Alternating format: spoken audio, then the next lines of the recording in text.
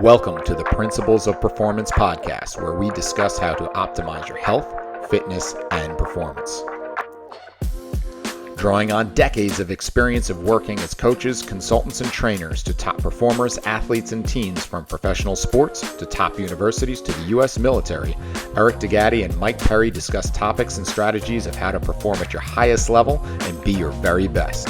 Join us and our friends and colleagues who are leaders in the fitness and performance industry as we investigate and challenge the most popular training, nutrition, lifestyle, and recovery protocols.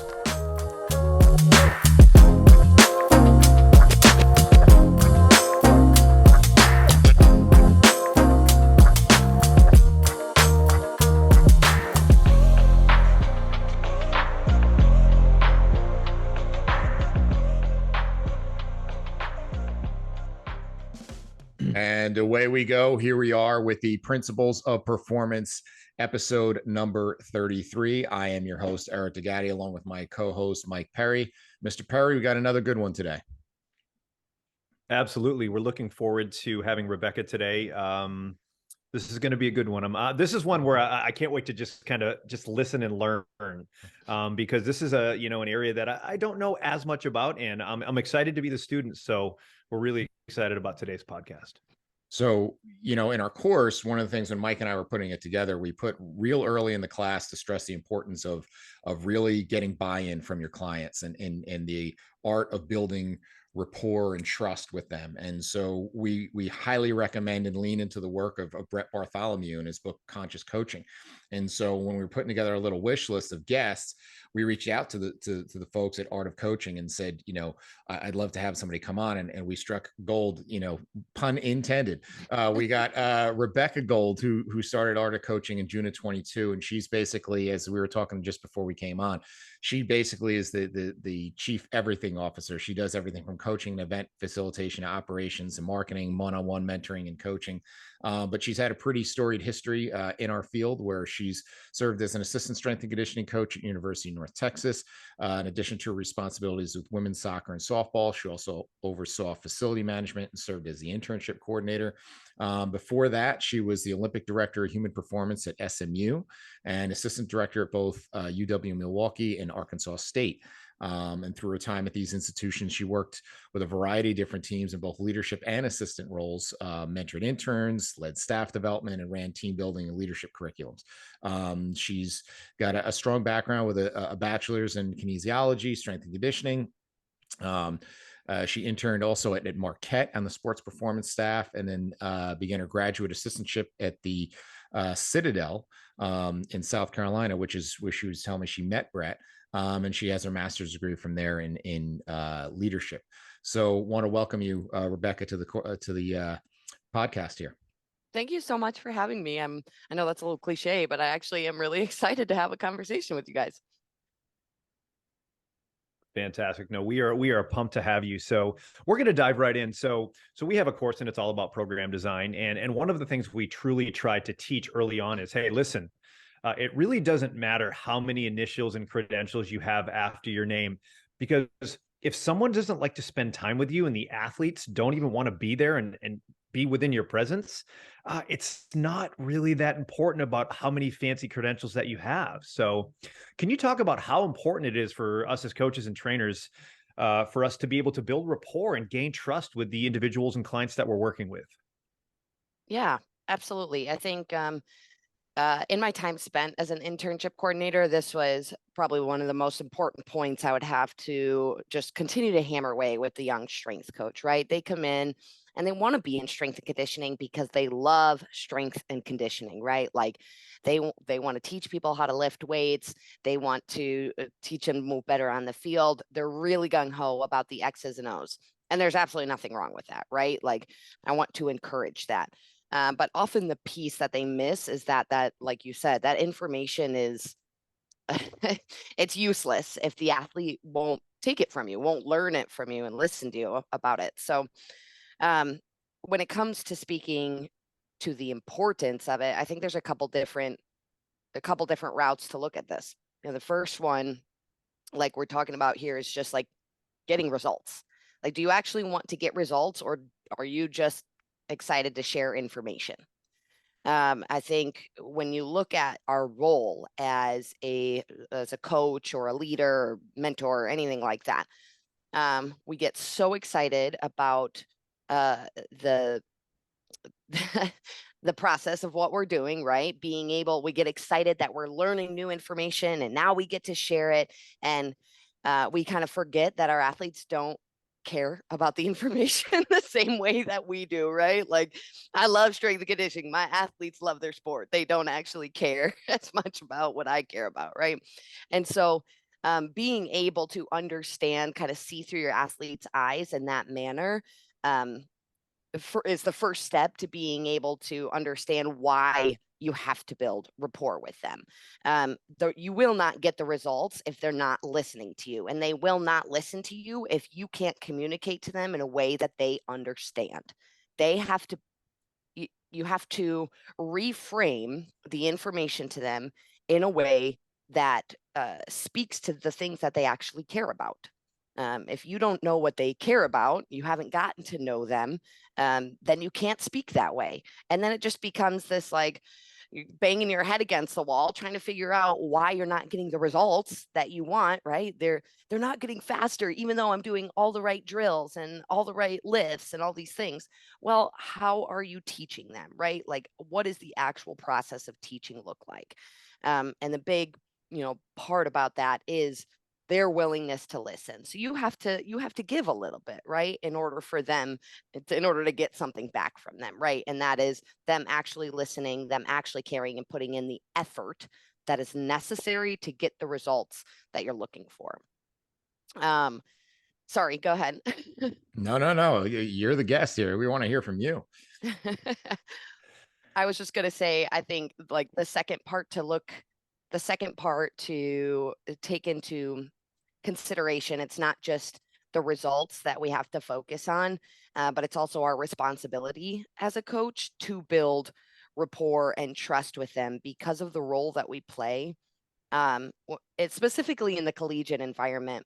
We spend more time with these athletes than anyone else.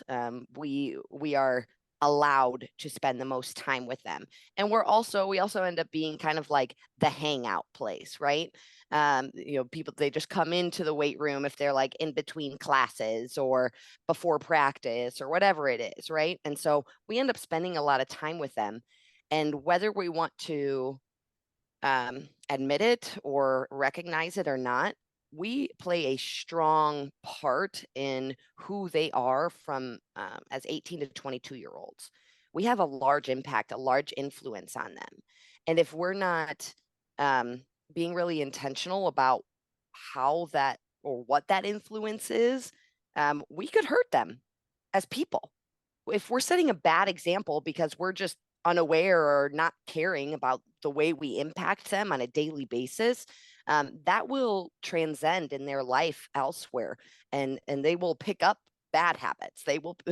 We're influencing them whether we'd like it or not.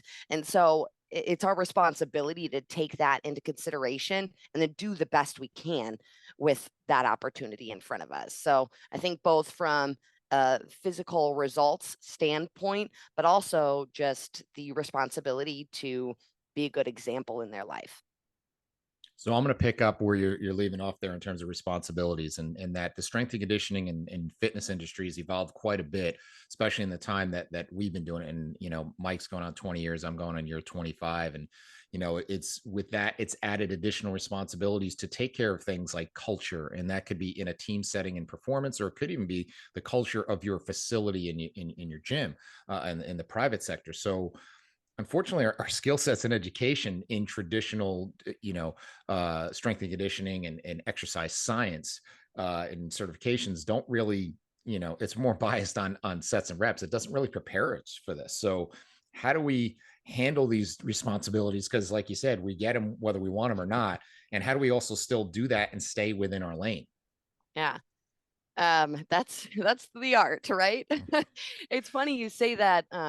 There's like, it's not just a perception that our development is highly outweighed on the technical side, right? Like, research shows that is a fact. It is not just something that we think or assume.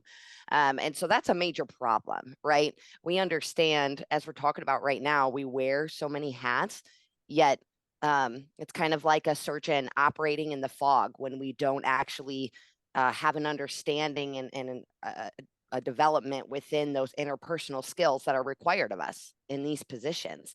So that's honestly a huge reason why Art of Coaching exists in the first place, is to provide that development that just doesn't currently really exist in our field. But then, speaking to your point now about like supporting that culture and wearing all these hats, yet staying in your lane, that's really, as much as we want to make it a more definable and analytical process, right? We want to like have this step by step, black and white, like this is what you have to do in order to stay in your lane and support your culture, right? It just isn't that, right? It's more complex in nature. It's chaotic because there's so much that goes into your context, whether and that involves so many things, right? That can involve the stakeholders or the amount of people, that all the different people that have to do with your responsibilities in your environment, everybody from your sport coaches and the staff, to the dynamic of the team, the different personalities that you have on that team. Or if you're in the private setting, it's the dynamic of the coaches, everybody on your staff in the department. The more people you add to a situation, the more complex it is. Why? Because human behavior is complex. People are complex and chaotic. So you're just going to you have to develop some sort of social agility in order to be able to like pick things up. And I guess the way I kind of look at it is like read the defense. So I grew up playing basketball. My older brother was my basketball coach growing up, and one of the first things he ever taught me about that was to read the defense, right? So as the point guard, when you're coming off of a ball screen, you're going to watch what the defense does, right? If they follow you, you're going to take the ball to the basket, right? If they step under the screen, you're going to step back and shoot it. You take what the defense gives you. And social agility is that within a social standpoint, right? You have to read what the context is giving you in order to be able to leverage the opportunities that you have. Does that make sense? I'm coming. Totally. I promise I'm coming around. I promise I'm coming around here. But when you're able then to see what the defense is giving you in a social context, that's when you're going to be able to understand, okay, what lanes, okay, I have to stay in my lane, but first you have to be able to recognize what lanes are open, what lanes need to be filled, what roles are there that that are not currently being provided, or what services are not currently being provided, that you have the capability to either, like, you might already have the skills to fill that role, or you might need to develop them. And then get I think the third step is really getting the okay from everybody involved in order to fill that role. Does that make sense? Kind of those three different pieces to it.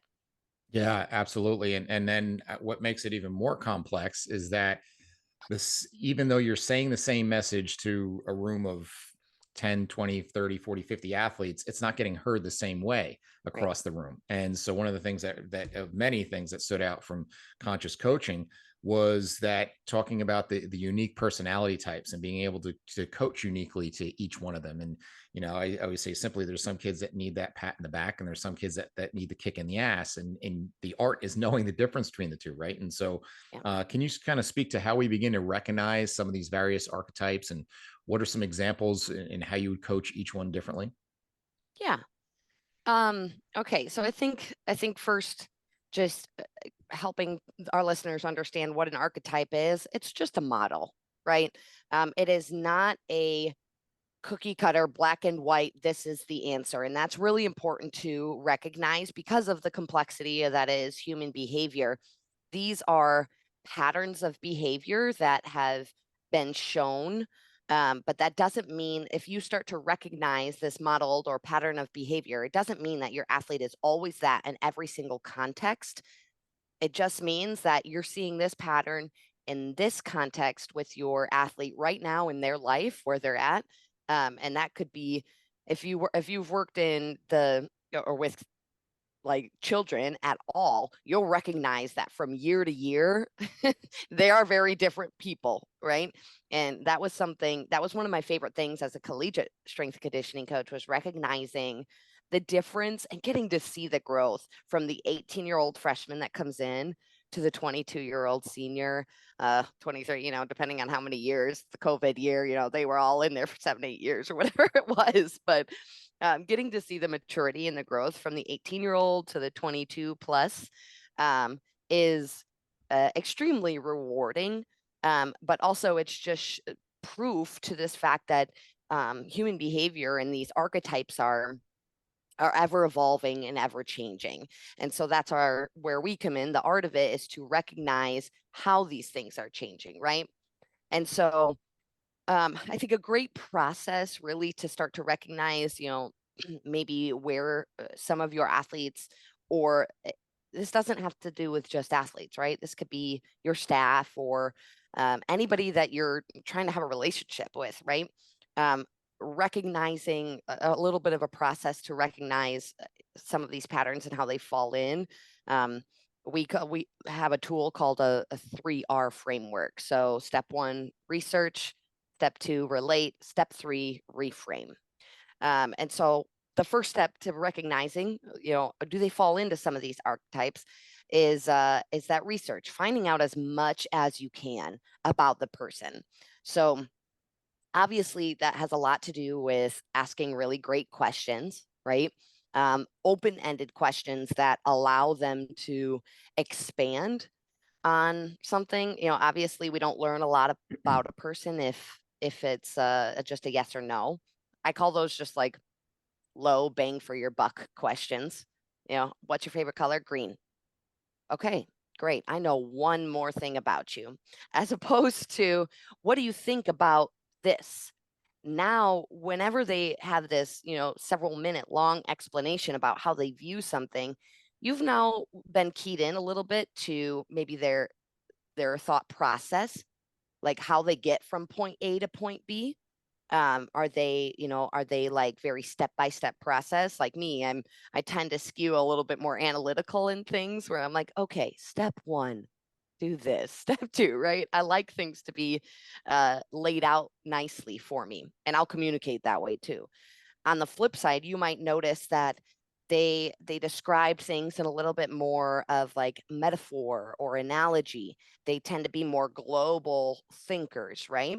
And so just by allowing them to expand on an answer, they're going to tell you exactly how their brain works. So now when you're trying to teach them how to clean, instead of giving them a step-by-step, okay, pull from the ground, wait till the bar gets into the hip crease, then pull again and push it, right? You're going to cue them a little bit differently. Like, hey, just think up. All I want you to do is get as high as you can, think vertical as much as you possibly can, and then just catch the bar, right? Don't worry about anything else. You might cue them completely different ways just because they answered a question a certain way. And so that research step has so much more to do than just the message that they're giving you, the answer that they give you, but also your ability to observe how they go about answering that question. Just that piece then allows you to start to think, okay, just a couple, like my favorite example, my favorite archetype. I shouldn't say my favorite. The one that I always laugh at is the royal, right? And the royal I experienced when I worked with wide receivers. I worked with a lot of football teams, and wide receivers tended to fall into a certain pattern of behavior. They like to be in the spotlight. They like to be the playmaker. They show a lot of confidence, and honestly, like they're pretty competent about the skill that they're doing, right? They might not know everything else that's going on, but they're pretty competent about what they have to do, right? So they have some strengths. that also they have right, they have a persona, they have some strengths because a lot of confidence is a huge strength, right? Like we might look at it and be like, oh, that guy's a little bit of, has some pride. Um, okay, if you're like me, that's something that kind of annoyed me, especially as a young coach who was like a D3 athlete. I just like worked my butt off. Like I was not very skilled in anything, but man, I worked my butt off to try to play, right? And so as a young coach, that, that playmaker who was just very naturally gifted, I'm like, like, come on. But when I kind of reframed my thought process about it, I'm like, that's actually a strength of theirs because a weakness of my own was I didn't have a lot of confidence. And that definitely impacted my performance on a daily basis. So if that negatively impacts my performance, being really confident is a great performance enhancer, right? So that was a strength for the Royal. On the flip side, it also led to some weaknesses. And so within each archetype, right, we have like this persona, we have some strengths that go along with that, we have some weaknesses that go along with it. But then there's also, because of those strengths and weaknesses, that's like showing us the defense, right? Going back to my earlier analogy of reading the defense. Okay, now how can I leverage their strengths and weaknesses to help me communicate with them on a deeper level, help me connect with them on a deeper level? So, for instance, with the Royal, if they really they love what they do, they have that self-confidence, they probably like talking about themselves a little bit. So I'm going to ask them, I'm going to be like, hey, tell me about like the biggest play you ever made and like why was that so exciting, right? And I just want to watch them tell this story because they light up, right?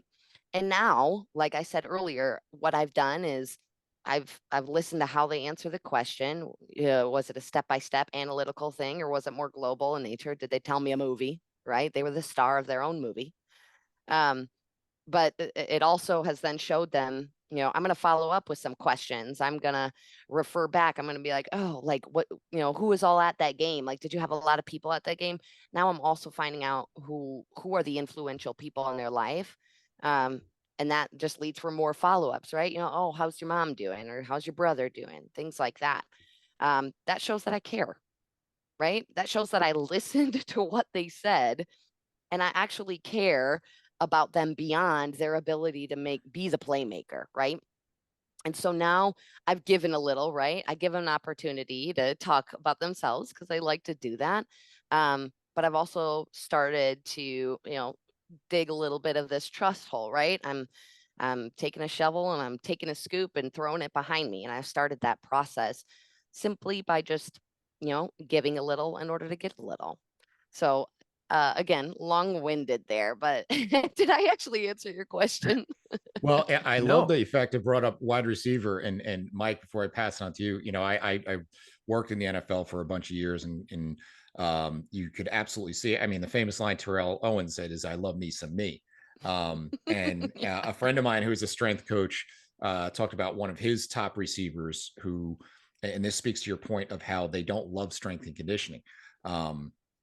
Generally with that archetype is what I found is like, and he had this guy who's a Hall of Fame wide receiver, and he told him right before kickoff one game, he says, listen, he says, you pay me for Monday through Saturday. This here we're about to do, that's on me. This is free, right? And so he wanted no part. He did the weight room because he had to. He just wanted to show up on Sunday and play. Where I've had other kids like that I work with at the high school level, they could probably care less if they actually played in a game on Friday night. They would be just as happy to lift all week long and be part of that culture January through August. And so knowing that is obviously going to slant how we coach them as well and what we can expect from them. So, Yes. and with that, I guess it changes a little bit of kind of, and I don't want to get too far off the line, is it changes the agreements you have to kind of make with them, where those Royals, tell me if I'm on track here, those are the ones you kind of have to make the agreements with. Say, look, I know you're not the weight room guy. You're not the guy. How about just give me this, right? For this amount of time or this amount of effort or this, and then you're good. Yeah. Go do whatever you got to do. Right. Yeah. Is that on track? Absolutely. And it's funny that you bring that up because that's an exchange tactic, right? There's specific influence tactics that we can use and leverage with our athletes based on the information that we gather from them, right? Based on that research. So In your example, step 2 in the 3R framework is to be able to relate. So if they're giving you, they're telling you the answers, right? They're telling you what they care about and how they see themselves, right? They're telling you about their self-image and how they perceive what their strengths and weaknesses are, and what they care about, things like that. But if you can utilize that information to relate what you're having to ask them to do to something that they actually care about, which can be difficult when you're working with some elite athletes, right? Because at that point you're kind of like, okay, is what I'm doing, like, I'm just trying not to hurt you at this point. Like, we have we have to make sure that at the end, like, out of everything that we do here, it has to help you, right? And so being able to find the different opportunities in front of you, right? So, does an exchange tactic work with that specific athlete? Yes. Okay. Because why? Because they play, or like you said, like Sunday is for them. And you're like, look, this is where I think this is where you building trust and rapport, and having some sort of referent power or like likability. If they like you, that's another tactic that you can use, because you're like, look, this is my job. Please, like, I have to ask you to do this, and I have to have you do this. Please do it just for me. Like, if nothing else, if you could just do this for me today, you're going to make my life a lot. Please don't make my job harder than it has to be. Right. And that was something that I found to be very, very helpful with with my student athletes and things like that.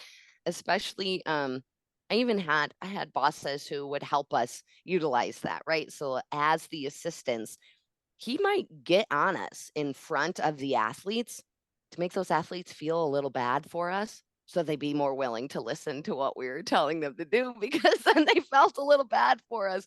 And I'm like, see, we're leveraging, we're using the opportunities in front of us, to get the results that we need to get, right? Because that's our job. At the end of the day, it is our job to get results. And and our ability to, this is where, that our ability to build those relationships with our athletes really helps us do that, not just from their effort, but also almost like creates this team environment of like, look, like, I'm not just your coach, I'm your teammate. I'm here helping you. This is my role on our team to help us get to this goal, whether we're in the NFL and trying to win a Super Bowl, or if we're at the high school level and we're just trying to make them great athletes in general, right? Build well-balanced and human beings, right? Being physically cultured, if you will. Look, I'm trying to help you.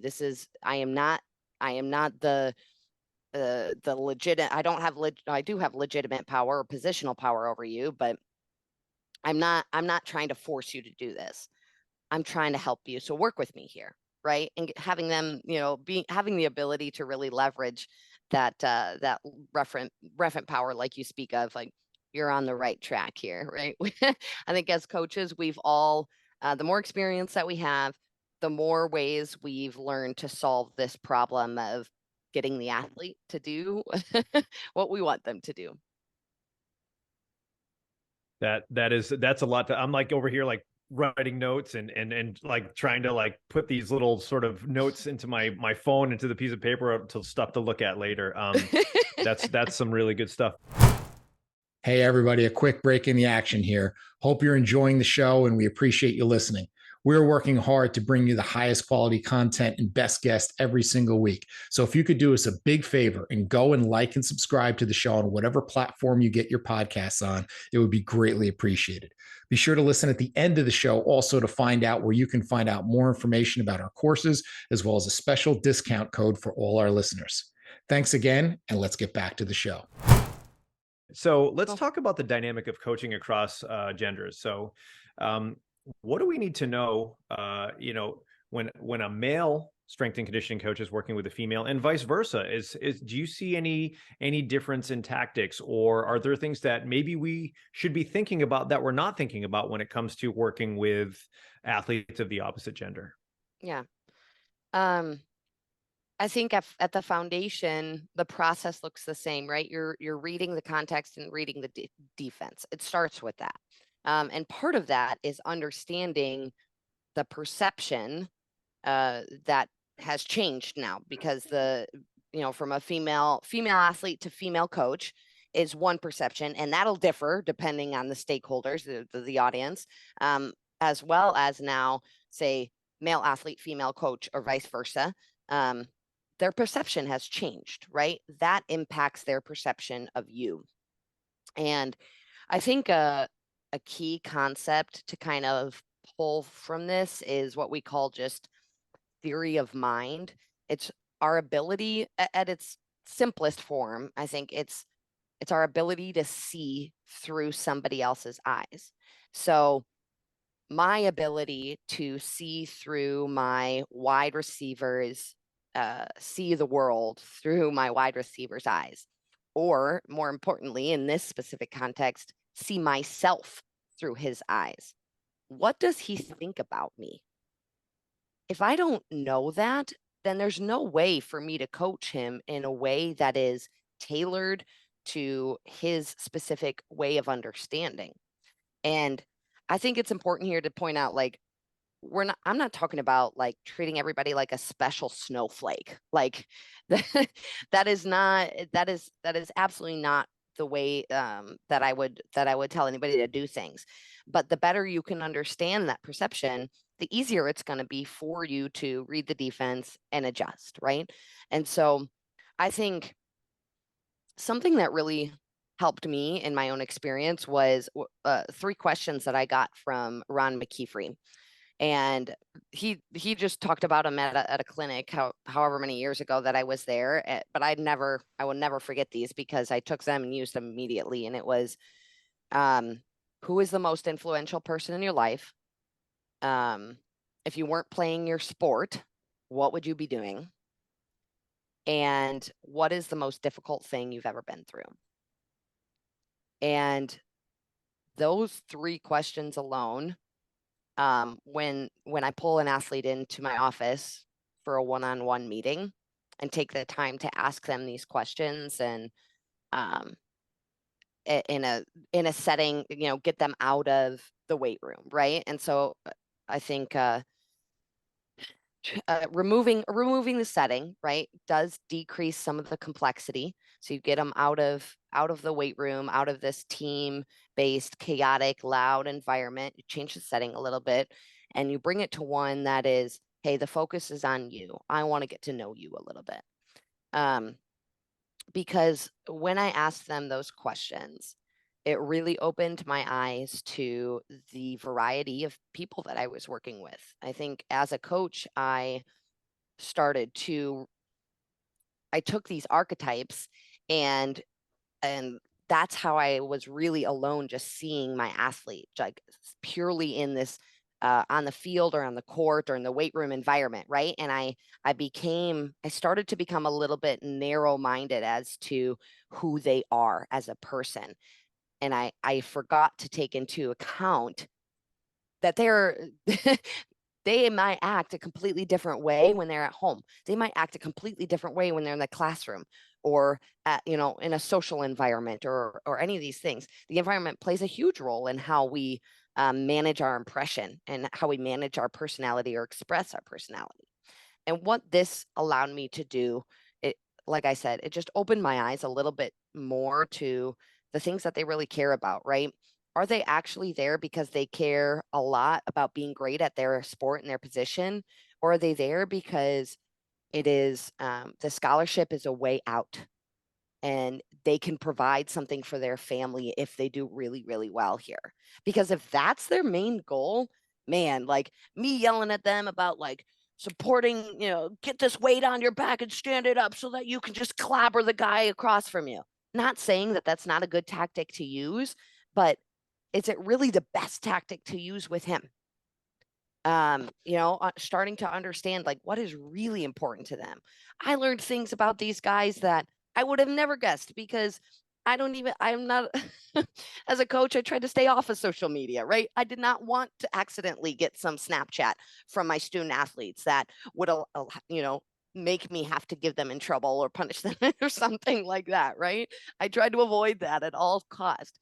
But one athlete in specific, like he was a D lineman, and and I asked him, I was like, what would you be doing if you weren't playing your sport right now? And I'd be a fashion designer. He wanted to be a fashion icon, right? And he already had started his own business. He was, posting different fashionista pictures and all this stuff. And I'm like, holy crap, I would have never thought that. And so to bring it back ultimately to this cross-gender type deal, that is just another layer of complexity, right? It makes it harder for you to see life through their lens. So it makes it all the more important for you to take the time to ask questions and seek understanding, really expand your theory of mind, be able to see life through their lens as best you can. And I wanted to share one more example with this I just thought of it right now, but when I was in high school playing basketball, I had a coach who had just come. He had just come from school, right? So a younger male coach, teacher. He was my math teacher and he was my basketball coach all at the same time. And he also lived 3 doors down from me. And so often he would bring me home from school after practice. And years after this experience, of him being my coach, he told me that it was the ride home was so valuable to him because it helped him to see life as high school through a teenage girl's mind. And I'm like, oh, that's a really good point because I'm sure we viewed things a lot differently at that point. So I think it's just one of those things that lays another layer of complexity, and it forces you to seek that understanding even more.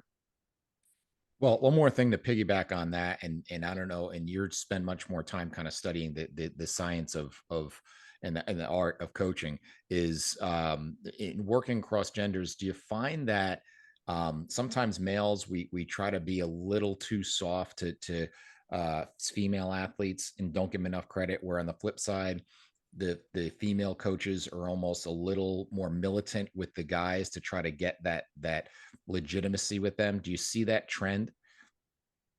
It's funny. If you would have asked me maybe 5 years ago, I probably would have agreed with you. But I think I've worked in enough settings and with enough coaches. So you at the beginning, you said in my bio, like I've been all over the place and worked with a variety of different people, personalities, coachings, things like that. And I've seen so many different strategies. Um, and so and so I think in some cases, yes. I've absolutely seen those things before. But have also been situations as, you know, as the only female on staff. If there was a male coach having an issue with a female athlete, like I was the person they came to ask for advice on that stuff.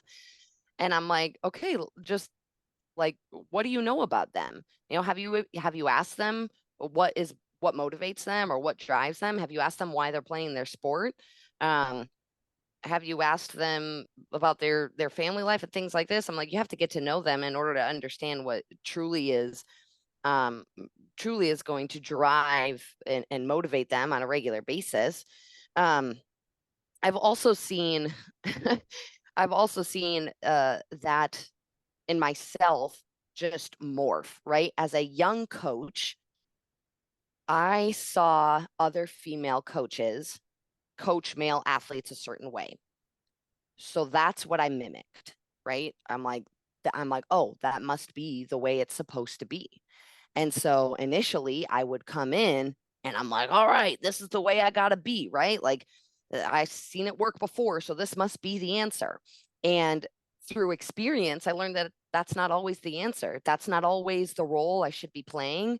And that's not always what the athlete needed. And so I think you would see in coaches who have been uh, like if you watch the experience and the morphing of a coach from young coach to experienced coach, I think that's something you'll see change as time goes on, um, because because you'll start to realize if things aren't working. you'll recognize if you're not getting results. You'll either recognize it yourself, or B, you'll get fired, because that's the nature of what we do. You have to get results. So to answer, I guess, to come full circle then and answer your question, I'm like, yes, I have seen those things before, but they don't always work. And so I've also seen people seek the answers because they've seen them not work. So now I want to go back to an expression that I love that you said that's sticking to my mind right now, is to talk about reading the defense and being able to have those gauges in front of you to know when things are going well and when they're not. And so I want to go on kind of two parts of this. Let's talk about in terms of on the higher tech side, how much can we lean into data and feedback from numbers from things like HRV, sleep, performance markers as potential gateways for conversations about potential psychological factors that could be playing in? Oh, I think that's extremely useful, and a tactic myself that I used. So the things as simple as my Apple Watch, my Aura Ring, the Whoop watches. I had several athletes who they would see me, and I was, especially as a coach, um, it was very important to me that the athletes saw me living the way I was telling them to live their lives.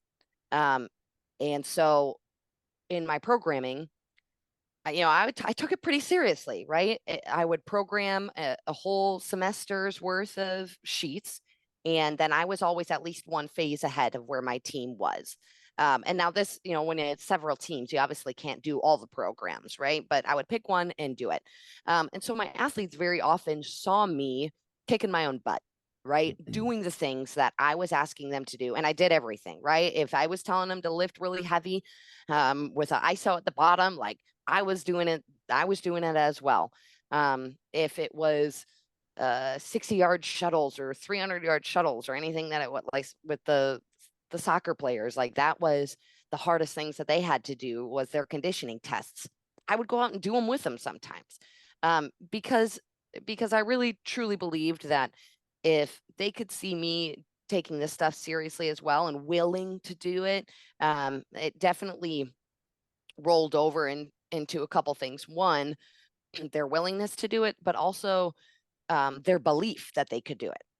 Because I'm like, look, ladies, like I'm a 30-year-old washed up D3 basketball player. Okay. If I can get this on your fitness test, so can you. Like there's no reason, right? There's no reason you can't train and progress and get to this point, right? And so it gave them also this sense of like, oh, like I can do this, right? Because a lot of times they didn't believe that. Um, Within that process, then they saw me tracking these things. And so they're like, so then that led them to ask about it, right? Like, oh, what does that do? So then I'm opening up my phone and showing them these apps. And I'm like, look, like I can actually track, like what it is that, how my body is responding and recovering to these things. I would talk to my athletes a lot about stress management, because I could only have them in my hands for so long, right? It was our success depended on them having some sort of understanding about how to manage their own stress as well. And so I educated them all the time about stress management, right? It was just something we talked about consistently. And so them seeing these things, now all of a sudden they're like, oh, maybe I need that. So it starts with them then having an Apple Watch for more than just answering their text messages or phone calls, right? Now they're like, oh, I can do that on my Apple Watch. And they'll start tracking these things, and then we'll share things, and they're like, oh, did you see my update on there? I'm like, yeah. So using all of that allowed for these conversations. I'm like, look, you probably didn't get a lot. You didn't get a lot of sleep last night. Now look at how you performed today. This is what research shows. Softball player, your batting average consistently and very drastically decreases when you don't get the sleep that you need. Go to bed. And they're like, oh, because now it's not just me telling them. Now they've actually seen the data, and that spoke to them, right? Now, this takes us back to understanding our athlete. It didn't work for every athlete, right? Some athletes didn't care. And that is just the reality of the situation. So I couldn't use that tactic with them. But I did see that a lot of the athletes that I did work with did. did care and it did help with them. So to speak to that, yes, absolutely. That use of data spoke to a large portion of my athletes. Now let's shift gears and let's go low tech. So, and I'm thinking of a situation that literally happened yesterday. I'm working with a high school baseball team, and one of my kids, who's kind of the energy setters in the room, kind of one of the alpha guys, and he was not doing well. He was just like his we were deadlifting, and he's not hitting the numbers that he wanted to, and I could just see he wasn't him. And talk about how impactful. Like, I just off to the side, kind of grabbed him and just said 3 words: "Are you good?" And like the look on his face was a combination of like relief and like, thank you actually for asking, right? And kind of then said, look, understand you're not going to always have that A day. Understand sleep's going to impact it. How's your sleep? How's your nutrition? How's your stress levels? Like, those things are going to impact you. Like, you're not going to go and, nobody bats 1,000. So tell me how impactful just low tech saying like, are you good? Like, how impactful can that be? Yeah. Um, Again, so something I think a good point to make here is the strength of rational persuasion, which is one of the influence tactics, is your use of like facts and logic to try to persuade or change people's mind, right? Um, and especially as strength and conditioning coaches, high tech side, like you just said, we lean on that data a lot, and we want to make logical sense to our athletes. Um, but ultimately, most of us, like, emotion is almost always going to trump logic in our decision making. You look at the stuff that you buy on a regular basis. How many of those things make 100% logical sense for you to spend your money on, as opposed to like, oh, I just want this $8 coffee. I just want it, right? That's an emotional decision. And then after we've made the emotional decision, we like have all these facts. We back it up with all this facts and logic so to make, oh yeah, we convince ourselves in that way that it's a good decision. So making this point that like rational persuasion is not as powerful as uh, taking advantage of that likability or that referent power and addressing an emotional response, right? And so when you low tech option, as you're putting it, when you tap into uh, an emotional motivation or an emotional response to your athlete purely by just asking them if they're okay, that is one of the strongest influence tactics that you can use. And it's more likely to work with anybody than sharing the data on their Whoop Watch or Ring or whatever it is, right? It has been shown to work. And I should have made that point earlier that like me having, showing them all this data and whatnot with those athletes, those are with athletes that I've already built a trusting relationship, right? I'm not starting off with that data on day 2 that I've met this team, right? I am over time building this trusting relationship. And then I go to some rational persuasion because at this point, they know me well enough to see me as an expert. They see me work hard. So that now they perceive me as an expert, right? So now I can talk to them as an expert would talk to them because they're actually seeking to learn from me. Like, it's not just I was like, hey, you're going to listen to me because of this data. No, now they're actually seeking that information. And that's when it really works for me. And so, especially if it's just a group of athletes that you're just getting to know, I would absolutely be veering on the side of what's going on, right? Are you good? I'm not, like, you're not performing the way you normally perform. Is everything okay? Or what do you need? And doing that again speaks to them as a person, not just a number on a paper, which is especially if they're on a football team. How many teammates do they have? Like, there's a lot of them, right? Up to 120 or 130 or what? I guess it depends on where you're at. The number of walk-ons who come on in the collegiate environment or whatever it is. But if you don't ever show that, the data is not going to mean anything to them. They won't care.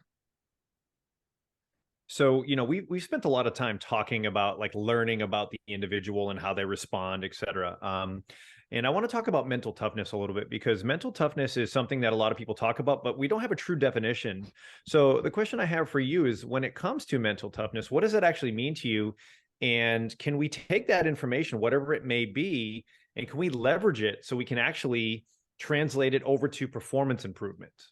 Yeah, that's a great question. I think this is something, again, a conversation that I would have pretty often with my intern groups, and with my athletes as well, which was sometimes hard. I had to, depending on the verbiage and the nomenclature that their sport coach would use with them, I would have to change my verbiage, right? Because the worst thing I could do as a support staff member was tell them that their coach was wrong, right? I can't, that would absolutely not help us achieve our goals as a group, as a team. And so this conversation, how I learned from other mentors and coaches that I worked with in the past, Pat Ivy and Kaz Kazadi being two of them, was this differentiation between mental toughness and physical toughness. And really, that ended up defining mental toughness as your ability to think right, your ability to separate your emotions from logical and rational decision making. And ultimately, what I was teaching them to do was how to make good decisions. And so when they're going through an adverse situation, teaching them how to analyze the environment, right? You can't analyze the environment if you're freaking out. So first and foremost, you just got to stop freaking out, right? And we came DFO. We would just go around telling, don't freak out. We would just go around telling people that. And with some teams, I found that I had groups that were more analytical, and so I would give them a step-by-step process, right? I'd say, hey, the red flag, if we start to see it, first thing we do is say DFO, right? Second thing we do is take a deep breath, right? Slow yourself down. Okay, now let's analyze the situation. And so by teaching them, giving them tools, right, to understand, I give them a little bit of education on their brains, right? How emotions are going to come on strong and fast, and especially as collegiate athletes, like, sorry guys and girls, like your brains aren't fully developed yet. It's going to be harder for you to overcome an emotional decision than it is for me, because I have a higher, like my brain is more developed because I'm older than you. Like it is how it is. So recognize that this is not easy. Like you have to recognize that mental toughness is not an easy process, and it's not just something you will yourself through. There can be a process here. There's information to understand to help you be more quote unquote mentally tough, to help you think right. And so we would talk about things like their motivation, right? Very few of the athletes had ever thought about why they played their sport, right? And so although that those answers can tend to be pretty shallow in nature, that's where we started, because they hadn't thought about it yet. So that would relatively, that's deeper than they've ever thought, right? So we walk them through that process. And then from there, I'm walking them through basically a root cause analysis, which is, okay, why is that important to you? Okay, this is why I play, to get a scholarship. Okay, why is a scholarship important to you? Well, uh, because my mom and dad said I should get a scholarship. Okay, why do your mom and dad want you to get a scholarship? Right? And literally just walking them through a deeper thought process. And now I don't want anybody to get this misconstrued. Like, this is not like a sit down classroom lesson that I'm teaching them. How I implemented these things and taught them these things took a lot of time. Like, full semesters, I would have like because again, I'm a checklist type of brain, I would outline a quote unquote curriculum, but the last 10 minutes of our lift sessions were, all right, today's lesson is about fear of failure. Okay, here we go. And we would talk about fear of failure. Today's lesson is, all right, why is this important to you? Today's lesson is, what motivates you? Okay, today's lesson, and we would just break it down. And those curriculums very much flexed and adapted with a variety of different things. One, like, what was the theme of that the sport coaches had defined the season by, right? Very often my sport coach would say, okay, our theme this year is conviction. And I'm like, great. I'm going to use the word conviction all the time with them. And I'm going to reframe this information with those words. But but we're still going to talk about these same principal foundations. It might depend on the books that I was reading at the time. So, gosh, and it's funny, some of these books, The Five Dysfunctions of a Team by Patrick Lencioni, like that was one that I ultimately came back to often. The Trust Edge, I forget the author of that one, but if I was reading a good book that I was taking some good points from, I'm like, hey, I might as well utilize that information and share it with my athletes. And again, I would just use kind of that information and reframe it in a way that they understood based on the research I had done on them and was continuing to do with them. So when it comes to like a definition about what is mental toughness, I think in my setting as a collegiate strength conditioning coach, it was often their ability to think right, their ability to differentiate between physical toughness and mental toughness, their ability to make good decisions and critically think. That was I think, a very global way to look at it. But with that said, it also depends on your context, on your the current athletes or the current clientele that you're working with. Like mental toughness was different for me because running a 60-yard shuttle was something I had exposed myself to often. And I have the genetics that made that not as difficult for me as maybe my very, very twitchy wide receiver. So let's use a 300-yard shuttle. He would puke every time that they did a 300-yard shuttle because that's the way his body adapted. Like he didn't have those strengths, right? So that task at hand was more difficult for him than it was for me. And so giving them and opening their perception to, okay, what is mental toughness for you? Again, different than physical toughness, but it's different for everybody. What's most difficult for you? That's where your toughness is really going to be key.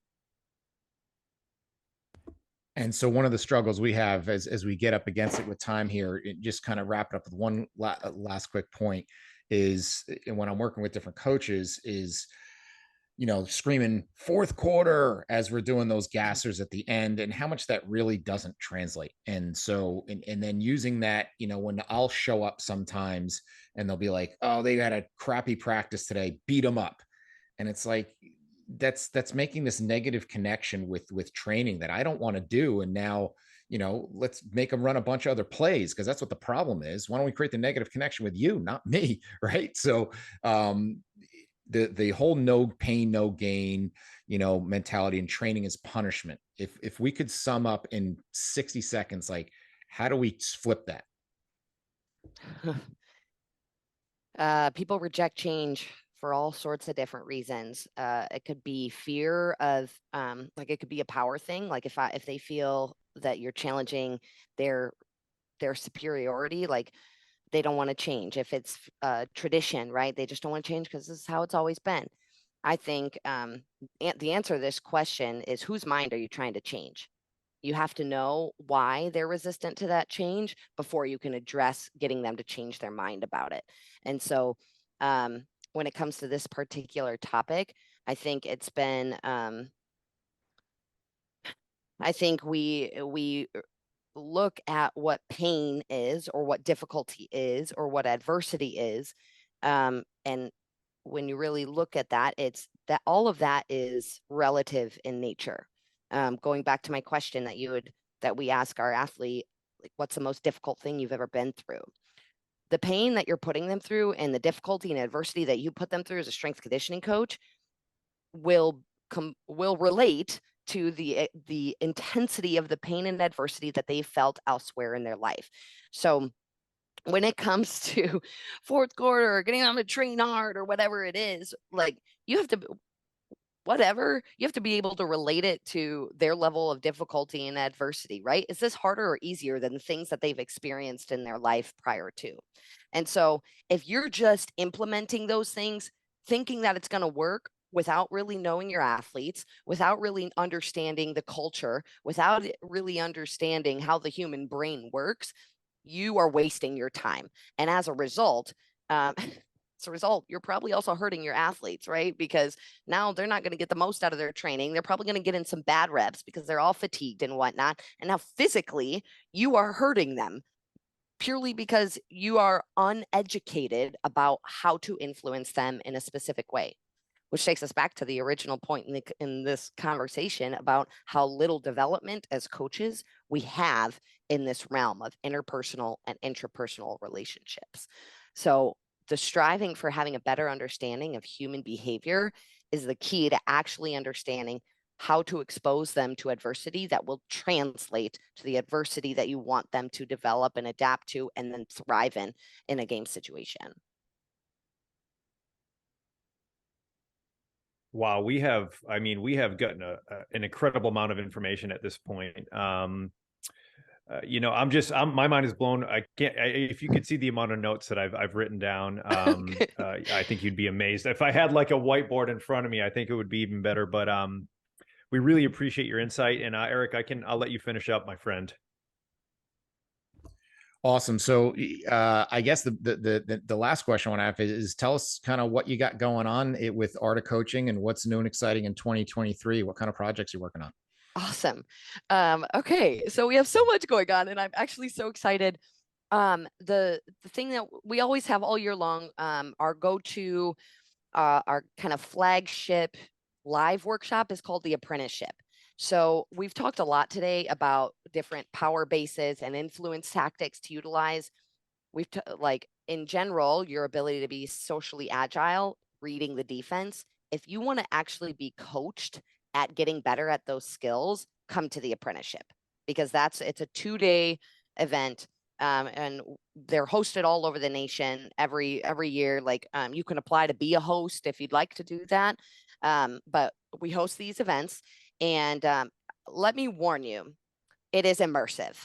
You should feel overwhelmed, right? Because that slight overwhelm is where we actually adapt. It's the same as the weight room.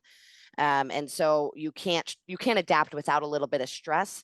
We are going to expose you to this stress in this live workshop, and we are going to coach you, give you like tangible evaluation on the different aspects of the context and skills of social agility that'll allow you just to take with you and then utilize that for the rest of your life, right? So I am a huge proponent of getting this experience and being coached.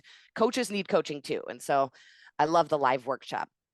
The other thing that I really want to talk about is our 30-day challenge that we have coming up starting March 6th. This particular challenge, it's a virtual deal. It's like a 30-day mini course. We'll give, we drip content weekly. There's little video lectures. There's worksheets and workbooks and activities that you could do. But like I said, just a little mini course on how to speak and present more compelling and more persuasively. A lot of us as strength conditioning coaches and leaders in general, we pitch regularly. We pitch our programs, we pitch ourselves in interviews, or we might be standing up at a conference and pitching as well. We might be on podcasts and things like this. That's what this 30-day challenge is all structured about. And it's only $99. That comes out to less than $4 a day. So people, if this is something that you're interested in, and to really start to balance out this development of like the technical side being up here and these other skills being down here, let's start to balance those out. That's a great opportunity for you to do so. Wow, that sounds awesome. And so I can tell you I'm all in for myself, and want to thank you, Rebekah, for your time and insight. This has been awesome. We could have went on for hours, but with that, we want to wrap things up, and thank you all for listening. And this has been the Principles of Performance podcast. Thank you for listening to the Principles of Performance podcast. If you've enjoyed our content, please like and share on your social media outlets, as well as subscribe and give us a review on YouTube, Apple Podcasts, or whatever your preferred platform is to listen to.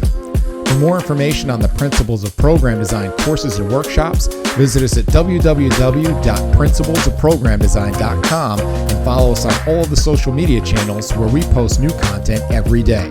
To save 10% on any PPD courses, enter the discount code PRINCIPLESPODCAST10 at checkout.